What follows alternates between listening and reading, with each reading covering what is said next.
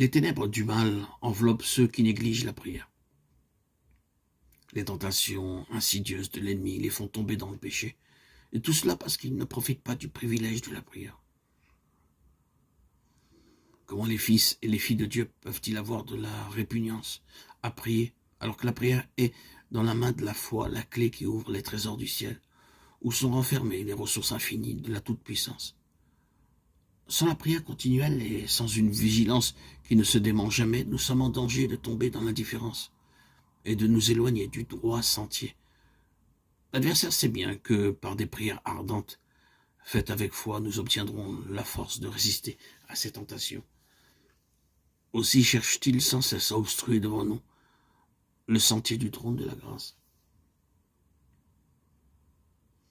L'exaucement de nos prières dépend de certaines conditions. Une des premières, c'est que nous sentions le besoin du secours de Dieu. Sa promesse est « Je répandrai des eaux sur le sol altéré et des ruisseaux sur la hauteur du séché ». Ésaïe 44, 3. Ceux qui ont faim et soif de la justice et qui soupirent après Dieu peuvent avoir l'assurance d'être rassasiés. Il faut que le cœur soit ouvert à l'influence de l'Esprit, si l'on veut recevoir la bénédiction de Dieu. Notre grand besoin est lui-même l'argument qui plaide le plus éloquemment en notre faveur. Mais encore faut-il adresser nos requêtes à Dieu. Demandez, et vous recevrez, dit-il.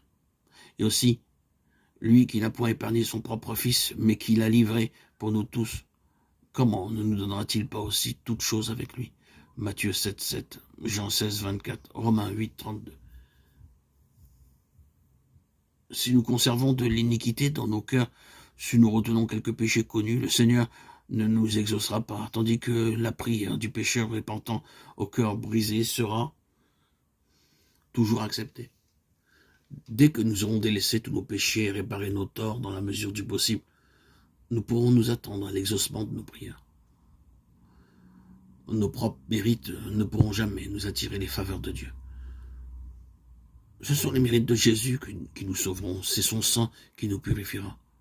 Toutefois, nous avons quelque chose à faire, nous conformer aux conditions de sa grâce. La foi est aussi un autre élément de la prière exaucée. Il faut que celui qui s'approche de Dieu croit que Dieu existe et qu'il est le rémunérateur de ceux qui le cherchent. Et Jésus dit à ses disciples, « Tout ce que vous demanderez en priant, croyez que vous l'avez reçu, et vous le verrez s'accomplir. » Hébreux 11, 6, Marc 11, 24. Le prenez-vous au mot? L'assurance est large et sans restriction. Et celui qui a fait la promesse est fidèle.